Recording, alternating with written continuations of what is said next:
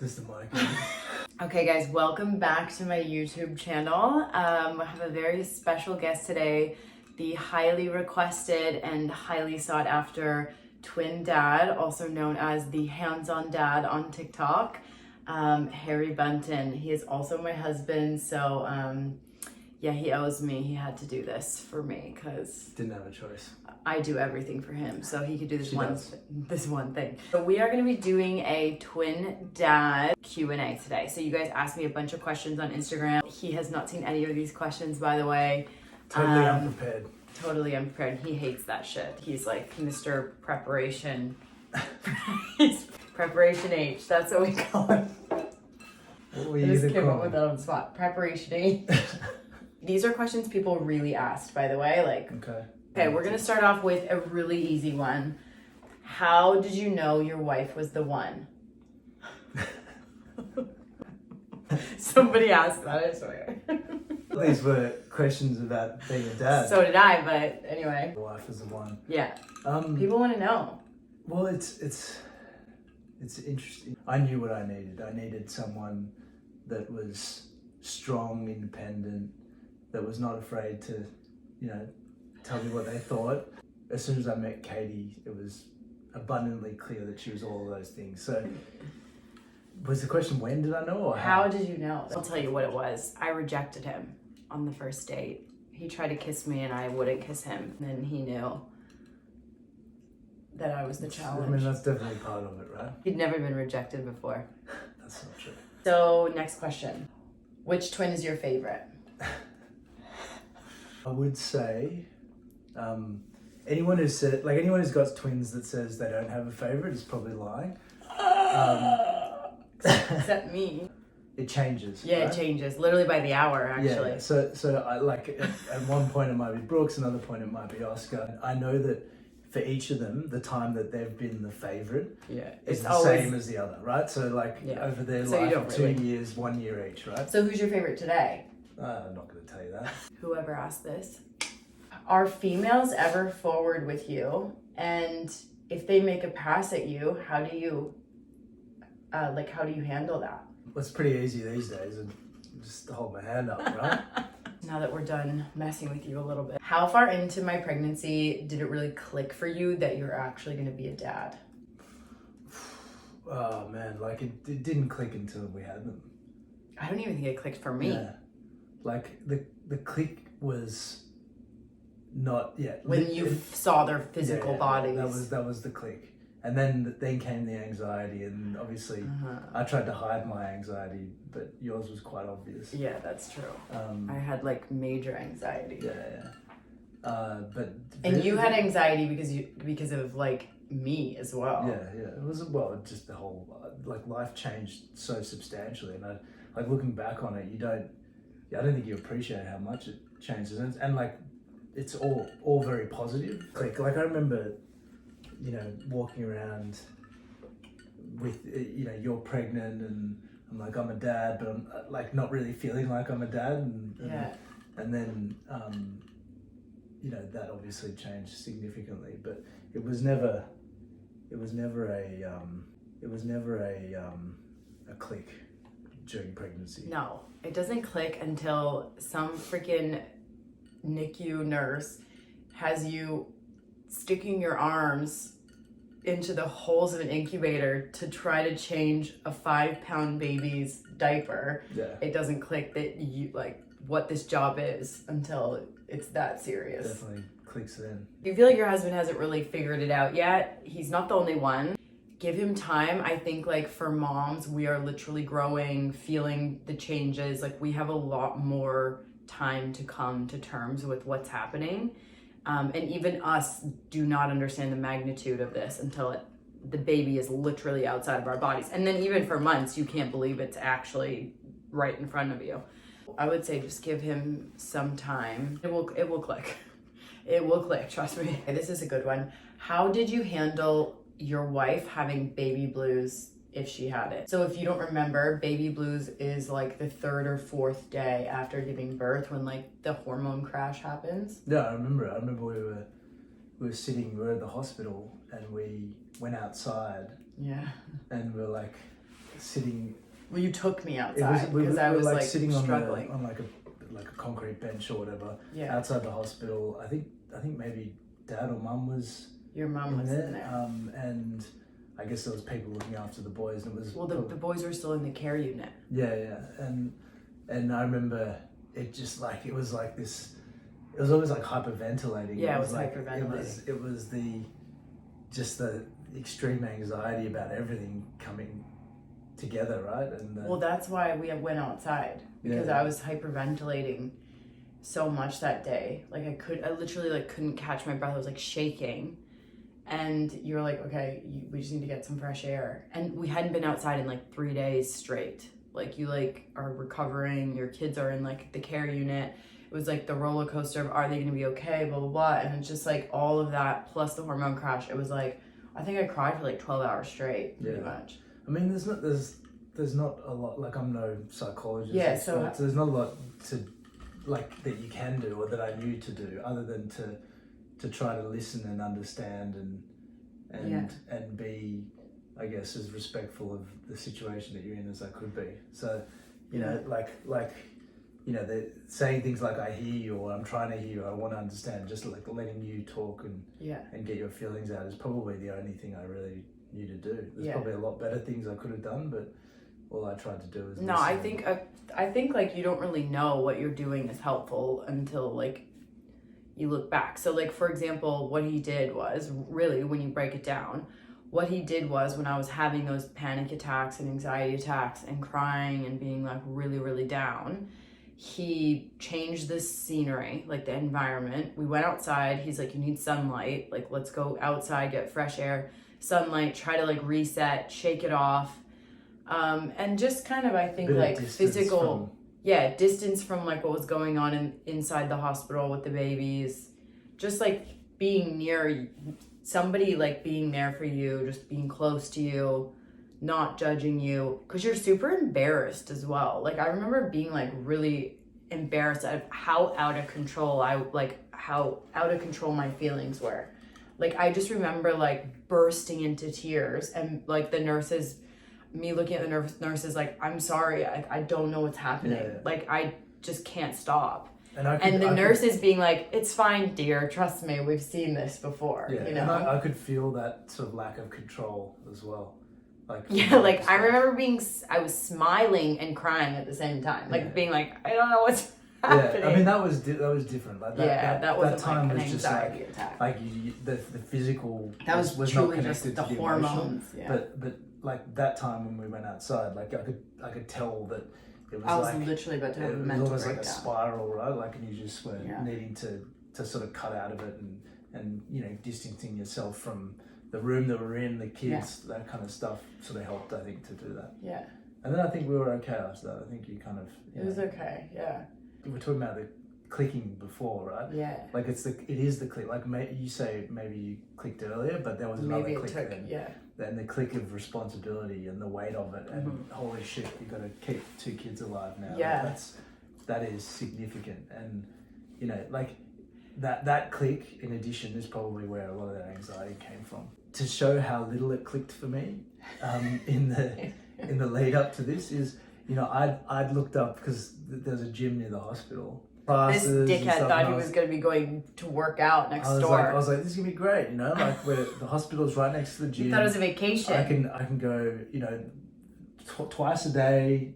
That was crazy. Those days in the hospital were crazy, but like they were also like they were awesome. Really good too. Those 4 days where they were around the clock being cared for by a team of professionals was like such a godsend. It literally gave us more time to like come to terms with what was happening. How are we going to care for them? If we would have had them in the next day been pushed out the hospital, and we would have had to go through that anxiety and all that stuff at home by ourselves, like I can't even imagine. No, it was a very so good. Positive experience in a probably negative context. It came out of there. Like I wanted to stay longer. I know Harry was trying to get another night, like as if we were at the fucking Hilton Hotel. I mean, like he was literally at the front desk of the hospital being like, do you have any availability so we could extend our booking? He was trying to get another night, and I was like, oh, get me the fuck out of here. Like, I did not want to, remember, I was done. Yeah. Oh, this is from a twin dad who follows us. His name is Andrew. Hi, Andrew. He took 7 months off to be with his family, and he has to go back to work soon. And so his question was, how did you not feel guilty going back to work after paternity leave? Someone needed to work to support our family, right? And the only way at that point that we were capable of doing that is if I went back to work. Yeah. And so, although I may have felt guilty about not being there, I also felt like I was providing and that I needed to do it. So it's not like I had a choice, and so the guilt was, I guess minimized because of that. Yeah, that's a good answer. It just wasn't an option, right? Yeah. You have to do what you have to do. Maybe that's not the right answer. Or maybe not. That's not the answer you're looking for, right? Maybe what you're asking is like, how did I make sure that I was still involved and that I was still the dad that I wanted to be? Because I wanted to be, a hands-on dad. Like I wanted to be as involved as I possibly could. I recognized that I couldn't be as involved as you are.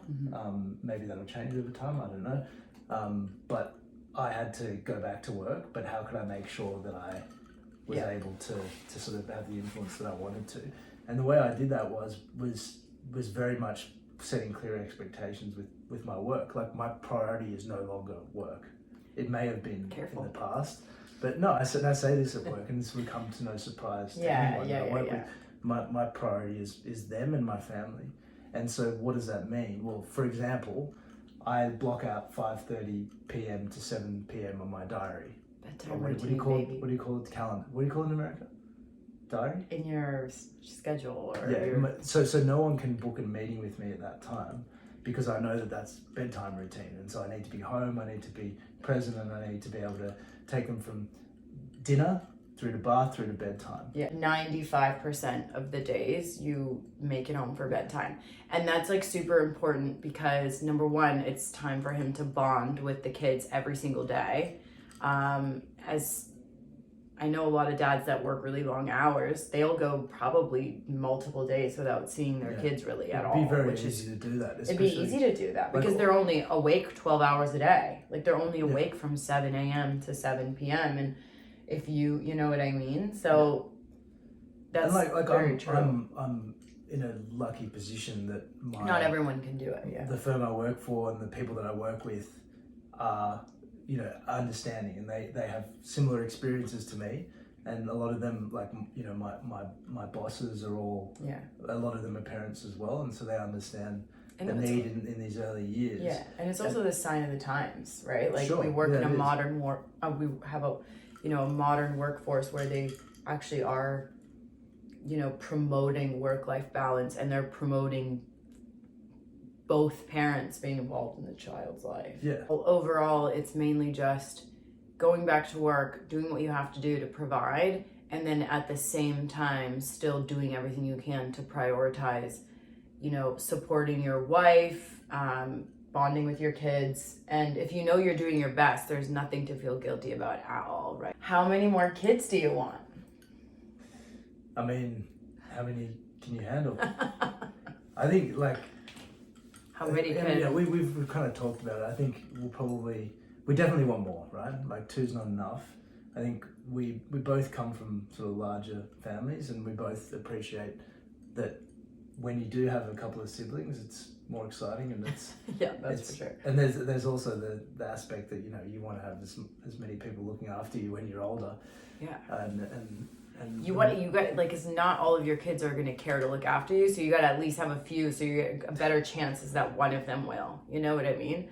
You can't just have one and just put all your eggs in one basket. That's a bad call. You need to have multiple children and hope for the best. But I think unless this is a set of twins next time round, we'll probably end up stopping at 3. Depends. We'll see. But ideally, I think 4 is a good number. The difference between I've always thought 4 was a good number. The difference between 3 and 4 is huge. Well, it doesn't really make much difference. Yeah, because once you have 3 kids, you're already way over stressed anyway. So you might as well just have another. You're already paying for an extra room at the hotel that you're traveling. You already had to get the way bigger car. Yeah, you're already paying astronomical flights. Travel prices. as we grow our family, we'll decide whether our wallets have grown enough to continue growing our family. Yeah. Now, let's give the people what they want. You're not allowed to look at the questions. Oh, I just read How that. do you get your back muscles to look like that? I don't know, genetics? What's the answer? Katie's my Genetics. personal trainer, actually. Yeah. So I don't know if you guys know, but Katie used to be a personal trainer. When we first met, she was a personal Yeah. trainer. And he was really out of shape when I met him. So, so she I whipped whipped me him into into shape. He's a bit modest, everyone. Like, I knew he was going to get awkward if I asked him about his body. How do you balance working out every day, also being a twin parent, and also working a full-time job?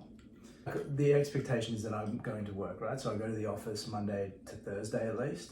And I actually tend to leave before they wake up. Any of us wake up. So like if I leave the house a little bit earlier, which means I get a bit more time before work to go to the gym. Tell them what time Yeah, you so I leave. try and leave like a little after 5 o'clock if I can. And if I think about it, like so say I didn't go leave at that time, the boys may not wake up until 7. Like ideally they wake up after 7, right? That happens. Yeah, sometimes Doesn't it happen that happens, often, but ideally they wake up after 7. By that time I've got to leave anyway, Yeah. right? So I've got to be on my way to work. And so taking that extra time or a little less sleep will allow me to work out, and I'm not missing out on an opportunity to spend time with them that I otherwise would have had. It's true. And that is obviously very different in the evenings, right? So if after work I chose to go and work out at the gym, that would be time eating into time that I would be spending with them. Right. So I never do that. I haven't been to the gym At night after ever. midday in forever. And when I first met him, he used to do 2-a-days. Like I'm a really structured person, and when I don't have structure, everything else falls apart. Yeah. Okay, this is a good one. Has having twins changed the way that you look at your wife? Of course it has. Like, I mean, it's I know. like, I mean, how can it not? How can it not? Like you've gone from being just a partner to the creator of my entire life, right? Like it's and your world becomes much smaller in a sense when you have kids, or at least for me it has. Like my entire universe is kind of within this these 4 walls, so to speak, right? Mm-hmm. And so that it's changed from being just someone you kind of hang out with to the entire universe, right? Like you and them is everything. So Yeah. Here's another take on the question. How has being a mom changed me? oh, it's changed you so much. Has Like, it? yeah. So like you're way more maybe this is unfair. I feel like you're Just much say more it. disciplined and structured than you were before. Mhm. The things that you didn't used to be concerned about, you are much more concerned about that. And our roles have kind of changed significantly as well. So Yeah. like Just you can say it. so like I used to do the washing, right? The laundry. Like I used to do Harry, guys, here's the thing. Like, I became a parent the day the twins were born, but Harry was already a parent. He was my parent before the twins were born. like, well, there's still some aspects of that remain. But I used to be concerned about her, crossing the street and stuff like Yeah. that. Like, he was like, and Which I he was guess- like an overbearing dad. And I got really used to that princess life. I'm not gonna lie. That was nice. Especially when I was pregnant. It was like straight up princess life. And then after the kids, it like became more like traditional gender roles, which it wasn't really before. Like, say what you want about traditional gender roles, like that's what works for us, and that's what makes our life balanced and happy and a partnership and a team. Yeah, and those roles may change again in the future. Yeah. Fun fact, Harry actually wishes he could be a stay-at-home dad. If he wasn't the breadwinner of this family and I could support us financially, he literally would have chosen to stay home. Yeah, I mean, I say that with absolute naivety about Yeah. what it's like. But You would have done it for like 1 week and been but like, I regret I this. think I would last longer than 1 week. I would definitely be proud to be that. Yeah, which is so nice. And it's not that I'm not career orientated. I now have an even more important priority, right? Yeah. And so that's my focus. We're almost done here, but I think this is like a really important topic, right? if I could say what sets you apart as a dad, maybe, and the reason why you have been able to thrive so naturally and make these sacrifices with work and all these other things, is because you get genuine fulfillment out of being a parent. Like, you have genuine purpose, and you're not doing it because it gets me off your back. You know what I mean? Like, you're not, he's not racing home from work every day to make it home for bedtime because it's the right thing to do, or because I'm going to be pissed off at him if he doesn't. Like, he's not doing it for any of those reasons other than that he gets genuine fulfillment and feels purpose doing, I think that those two words, like fulfillment and purpose, and the purpose part is so, like, I'm so lucky to have purpose, right? Like, and I feel like a lot of dads don't always have that, because I feel needed. Like, I feel like I'm an essential part of this family and I'm contributing to it. And I think that's because there's more than one kid, right? And I felt that. And that's the twin dad of it all. To be fair, like, my purpose is probably less so these days, right? Like, but at the beginning, like, you could not do it alone. I needed to be there to help you, or someone needed to be there to help you. And so that gave me purpose, and that gave me motivation. It showed me what kind of dad I wanted to be, and I'm not going to let that go now. Even if I'm not essential anymore, I still feel that purpose. Oh yeah, because you have that foundation, that bond, and that, to be honest, the confidence, the built confidence that you built because you were in a position where you had to figure it out alongside of me. If it wasn't for you, I don't know what I would have done. We have this conversation all the time about, how do I say this? Like, we have privately, you know, at night when we're laying in bed talking about life, had this conversation about the fact that being a twin dad specifically has, like, been such a massive part of why you are the dad you are today. For any dads or wives, or, you know, moms who feel like dad isn't as involved or doesn't feel as interested or isn't as hands-on as you want him to be, try to consider that maybe they don't have a ton of confidence. I think, like, confidence is a big one. I think the only way to build that confidence is to spend the hours, right? I would technically be the primary caregiver now because the boys are more self-sufficient and, like, I can easily run the show on my own. But in those first 6 months, like, Harry was absolutely a primary caregiver. Like, just because he wasn't breastfeeding them doesn't mean that he wasn't, like, a primary caregiver 24/7. We were a complete team, right? And we had roles, like your because I needed you. I needed you. My role was, like, you know, nappy changing, for example. Right? Yeah, the feeds were 50-50. Like, truly, I was doing the feeding. He was literally doing everything else around me. Like, we were like an assembly line. Yeah. Right. And, like, the only reason I was able to survive that stage was because, like, I had someone with me making everything efficient, like, supporting me, like, doing all of this behind the scenes stuff. So it's like, I needed his help so much, therefore, like, he had to help me, and therefore he was able to feel like he has purpose, he knows his place, he has a lot of practice. It all comes back to that purpose. Yeah, right? Purpose. And that's why I feel like I'm lucky that I just had it from day dot, right? Yeah. But what I do, like, because, you know, some of my friends have had kids recently, and inevitably you get talking about, you know, what your experience is and how that can benefit them. And one of the things I always say, you know, try and give yourself purpose straight away. So whether it's, like, learning how to swaddle and being the best sort of swaddler, or whether it's bath time, or whether it's the nappy change, it's like, you be the master of that part, and that you will own give you it. purpose, right? Yeah. And then you once you become so good at that you have the confidence that you're talking about, but you also have established yourself within your partnership as the person that owns that part of the process.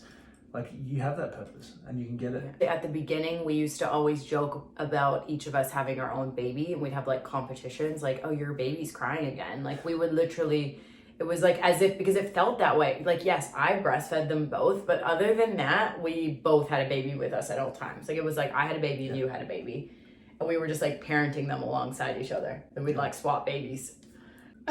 Last question. Thank you so much for coming on to my little YouTube channel and doing this Q&A. I think it's going to be really helpful. My pleasure. If you could give one piece of advice to someone who's about to become a dad, what would that piece of advice be? I mean, it's I think we literally kinda what just I just said said, right? So like, it's find purpose. Like take some part of the parenting process or the parenting role and just make it yours. Yeah. And once you do that, you'll have purpose, and then you'll have meaning, and then you'll want to be the best dad that you can be. You don't want to be peripheral. Yeah. You know, you want to be part of it, and that's how you do it. That was our first twin dad Q&A. I'm sure we'll have him back if you guys enjoyed this chat. Yeah, that was pretty good actually. I think he had no idea about any of those questions, so that was his real response to everything. Yeah, I'm not used to responding on the fly. I'm much better when I have things to prepare. He's definitely a thinker. Yeah. You're not really he's not an improv guy. We're definitely opposite. Yin and yang over here. Which if you couldn't tell before, you can tell now, I'm sure. Let us know what you think in the comments. You can ask any questions. Don't forget to like and subscribe. We're going to be doing more of stuff like this. We also have lots of fantastic content coming up. If you want to hear my twin mom Q&A that I did a couple of weeks ago, I'm going to link it here for you guys as well. If you want to hear my take on all things about us, our family, motherhood, etc. So thank you so much for watching.